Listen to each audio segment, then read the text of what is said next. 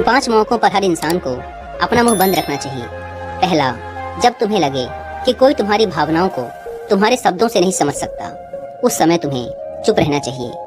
अक्सर हम लोगों को अपने दुख, अपनी परेशानियां बताना शुरू कर देते हैं, जबकि हमारे आसपास रहने वाले ज्यादातर लोगों को इससे कोई मतलब नहीं कि हमारे जीवन में क्या गुजर रहा है।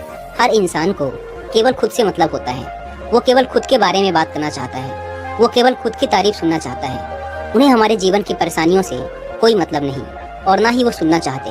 हो सकता है कि एक या दो बार वो तुम्हारी दुख भरी कहानी सुन भी लें, लेकिन उसके बाद वो तुमसे दूर भागना शुरू कर देंगे, क्योंकि कोई भी किसी दुखी और असहाय इंसान के साथ रहना पसंद नहीं करता।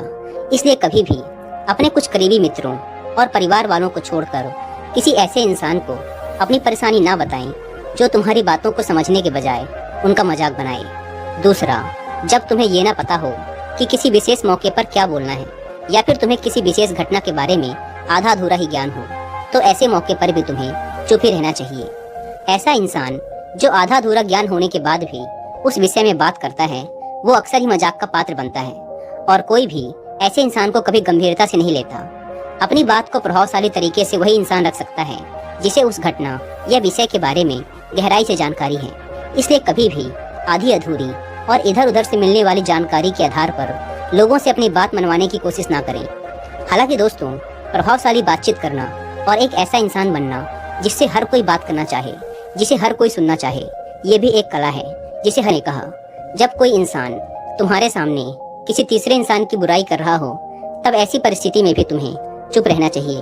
तुम्हें कभी भी ऐसी नकारात्मक बातचीत का हिस्सा नहीं बनना चाहिए, क्योंकि आज जो इंसान तुम्हारे सामने किसी तीसरे इंसान की बुराई कर रहा है, वही कल किसी और के सामने तुम्हारी भी बुराई करेगा।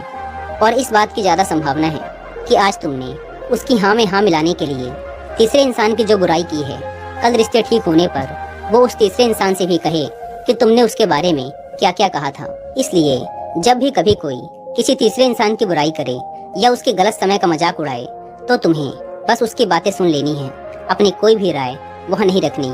अगर तुम ऐसा करते हो तो भविष्य में तुम्हारे लिए समस्या खड़ी हो सकती है। गुरु ने कहा।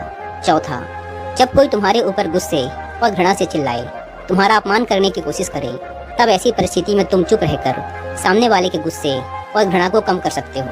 साथ ही तुम स्थिति को खराब होने से बचा भी सकते हो। जब तुम सामने वाले के क्रोध का जवाब क्रोध से ना देकर उस समय चुप रह जाते हो, तब यह बात उस क्रोध करने वाले इंसान के दिल में लगती है। गुस्सा कम होने पर उसे अपनी गलती पर पछतावा होता है, और ज्यादा संभावना है कि वो अपनी गलती के लिए तुमसे क्षमा मांगे, और क्षमा नहीं भी मांगता तो वह अंदर ही अंदर खुद को दोषी समझने लगता है, और फिर वह अगली बार तुम पे गुस्सा करने व घृणा करने से पहले कई बार सोचेगा।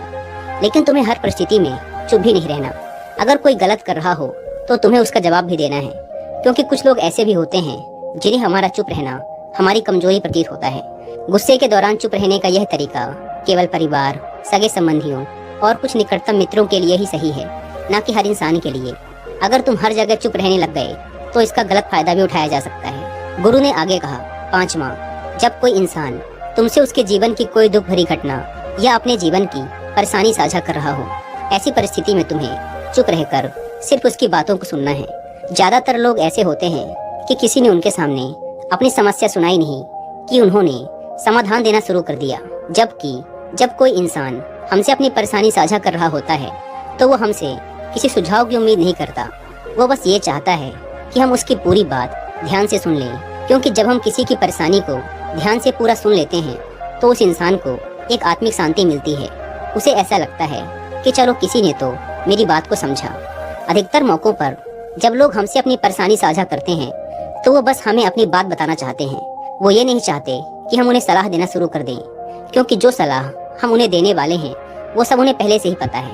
परेशानी के समय में किसी इंसान को सांत्वना देने का सबसे अच्छा तरीका है कि हम बस उस इंसान की पूरी बात को ध्यान से सुन लें। जब हम लोगों की बातों को बिना उन्हें बीच में रोके और बिना किसी सलाह दिए पूरे ध्यान से सुनते हैं, तो उनकी नज़रों में हमारे लिए सम्मान और स्नेह का भाव पैदा हो जाता है। हम ज़्यादा गंभीर, समझदार और शांत दिमाग वाले इंसान प्रतीत होते हैं। इसलिए अब जब भी अगली बार तुम्हें कोई अपनी परेशानी बताए, तो बस उनकी बातों को ध्यान से सुन लेना, और जब तक वो तुमसे ना मांगे तो उन्हें किसी भी प्रकार की सलाह मत देना। गुरु ने कहा, मेरी एक बात हमेशा याद रखना, जब तुम कम बोलते हो तो लोग तुम्हारी तरफ ज़्यादा आकर्षित होते हैं कि तुम क्या हो और तुम क्या सोचते हो। शिष्य ने हाँ में सिर हिलाया। शिष्य अब गुरु की बातों को समझ चुका था कि उसे किन किन परिस्थितियों में शांत रहना है। उसने यह भी जान लिया था कि कम बोलकर वह आश्रम में अपनी प्रतिष्ठा वापस पा सकता है।